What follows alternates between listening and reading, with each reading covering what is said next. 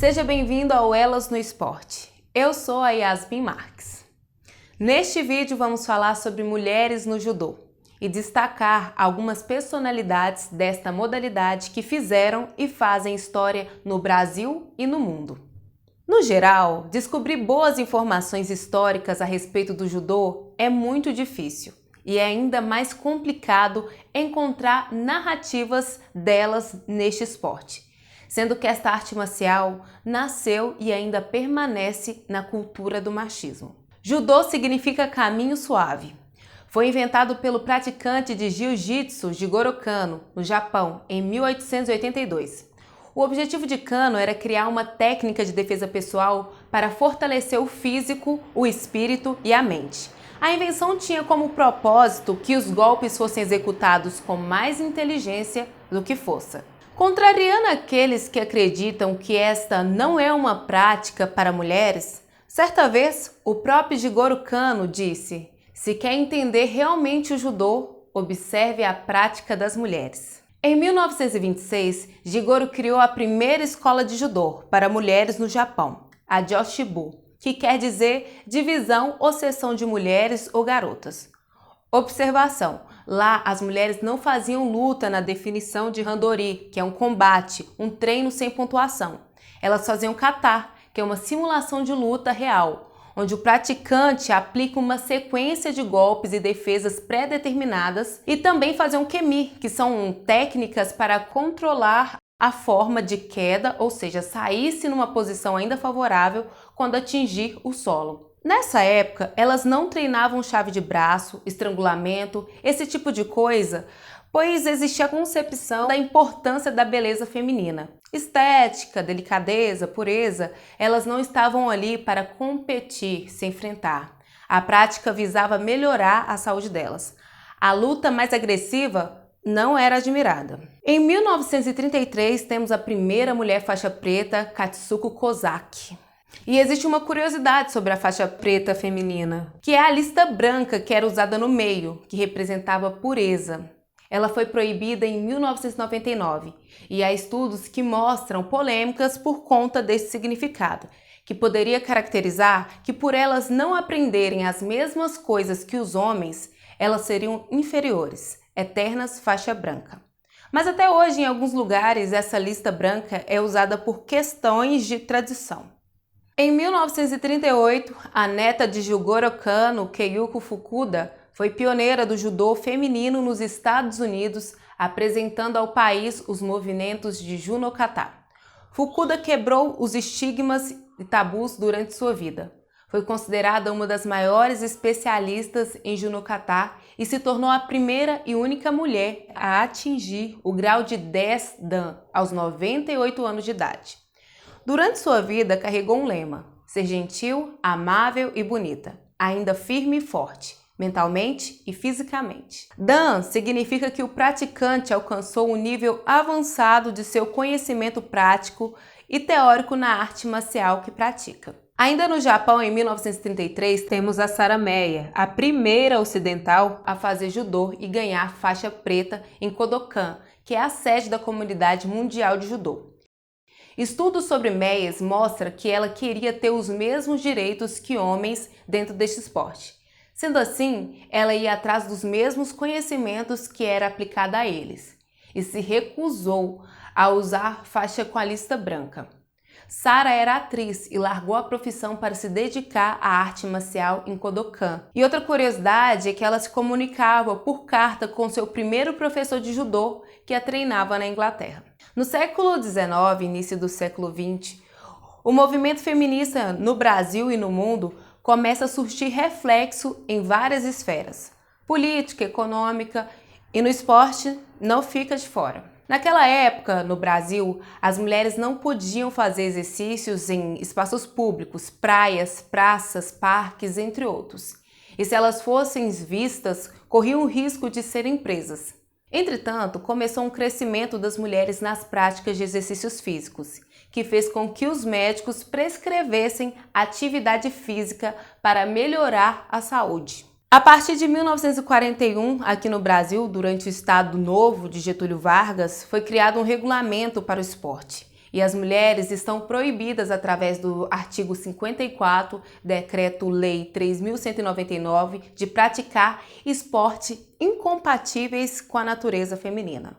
As mulheres não se permitirá a prática de desportos incompatíveis com suas condições de natureza, devendo, para este efeito, o Conselho Nacional de Desportos, CND, baixar as necessárias instruções a entidades desportivas do país. Em 2 de agosto de 1965, durante a ditadura militar, a deliberação número 7, assinada pelo general Eloy Massey Oliveira de Menezes, presidente do Conselho Nacional de Desportos, delimitou a linha que segregava o esporte feminino brasileiro. Não é permitida à mulher a prática de lutas de qualquer natureza, do futebol, futebol de salão, futebol de praia, polo aquático, polo, rugby, halterofilismo e beisebol. Só em 1975, o Conselho Nacional de Desporto, CND, é substituído, ratificando as leis anteriores. Outro nome muito importante do judô é da americana Ruth Konogogi, que se disfarçou de homem e ganhou o torneio de judô, o IMCA, porém ela teve que devolver a medalha após ser descoberta. Ela foi responsável pelos campeonatos de judô no mundo. Até hoje, Ruth incentiva as mulheres dentro do judô a se empoderar-se. Aqui no Brasil, em 1954, em Porto Alegre, Léia Linhares fez a primeira demonstração de defesa pessoal feminina. Como elas eram proibidas, elas se limitavam a fazer apenas apresentações. Observem que na foto ela está de vestido, derrubando alguém de kimono, com o intuito de demonstrar que aquelas técnicas aplicadas funcionaria para qualquer um. Em 1961 é oferecido o primeiro curso de judô feminino na Universidade Federal do Rio de Janeiro. Mais de 30 mulheres se inscreveram. Em 1963, a paulistana Eiko Suzuki se torna a primeira faixa preta do Brasil e da América Latina. Em 1969, Léia se torna faixa preta no sul do Brasil, porém não é reconhecida naquele momento. 1970, começam os campeonatos na Europa. Enquanto aqui no Brasil, ainda tinha esse atraso por conta da proibição. E é importante falar que em 1976 existiu aqui uma comissão parlamentar mista de inquérito, a CPI das mulheres, que era uma investigação política, social e esportiva da mulher, que era um espaço onde elas eram ouvidas e contribuiu muito para o avanço das mulheres nesses espaços. Em 1978, temos no Japão o primeiro campeonato nacional feminino. Em 79, no Brasil, acontece a primeira participação de judô feminino em um campeonato internacional sul-americano de Montevidéu. Nomes como Kazuo Ueda, Ana Maria de Carvalho e Patrícia Maria de Carvalho participaram, medalharam e começaram a dar início ao judô feminino de alto rendimento. Em 1980, acontece o primeiro brasileiro de judô feminino, tendo como campeãs os nomes de Slene Aparecida Lamano, Yara Cunha, Solange Almeida Pessoa, Ângela Cruz, Helena Cristina Guimarães e Soraya André, que foram para o Campeonato Mundial em Nova York. Em 1981 e 1982, as seleções brasileiras de judô se tornam necessárias e as primeiras seleções são formadas. O atraso brasileiro para inserir as mulheres nesta luta fez com que os homens pontuassem menos, já que lá fora os torneios já faziam uma somatória das equipes femininas com a masculina dos países. Em 1983, elas participaram dos Jogos Pan-Americanos de Caracas e conquistaram várias medalhas. Em 1984, elas participaram dos Jogos Pan-Americanos do México. E um nome que é preciso destacar aqui é o de Inês Naati, que foi uma das melhores atletas brasileiras que o judô tinha nos Jogos Pan-Americanos daquela época. 1987. A brasileira Mônica Angelucci também deixou seu nome na história participando do campeonato de Fukuoka no Japão e ficou em terceiro lugar. Em 1992, fazem história nos Jogos Olímpicos Tanishi, Patrícia Bevilacqua, Rosicléia Campos, Soraya André, Gemima Alves e Edilene Andrade. Em 1995, mais um marco histórico é feito, que é o de Daniele Zangrando, que ganha o 3º lugar no Mundial do Japão aos 16 anos.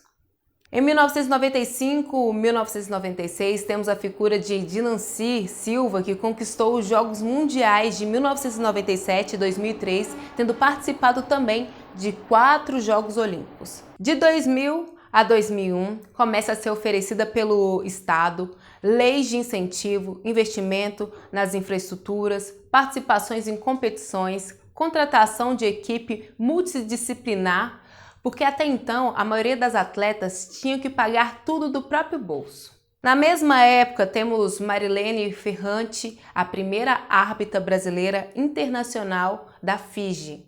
Mulheres na gestão do judô. Celói Totti, a primeira mulher a assumir a federação em Rondônia. Gemima Alves, em 2008, assume a federação em Pernambuco. Técnicas. Rosicléia Campos é convidada para treinar a equipe da seleção feminina sênior e em 2011 ela ganhou o prêmio de melhor técnica do Brasil.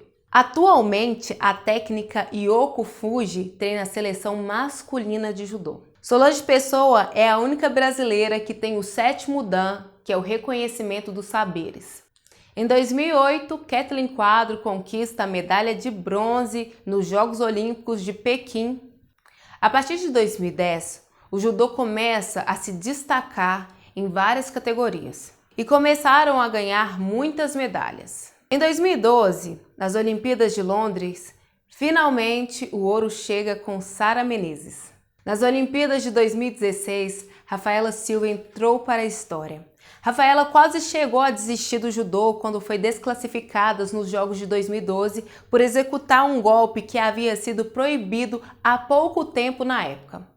A conquista da medalha nos Jogos de 2016 foi um super exemplo de superação. Estamos chegando no final deste vídeo e é muito importante que todas as mulheres, principalmente as judocas, saibam dessas histórias, para quando chegar no pódio possam representar também suas ancestralidades. E atualmente são os homens que querem lutar igual a elas. Um beijo e o Elas no Esporte fica por aqui.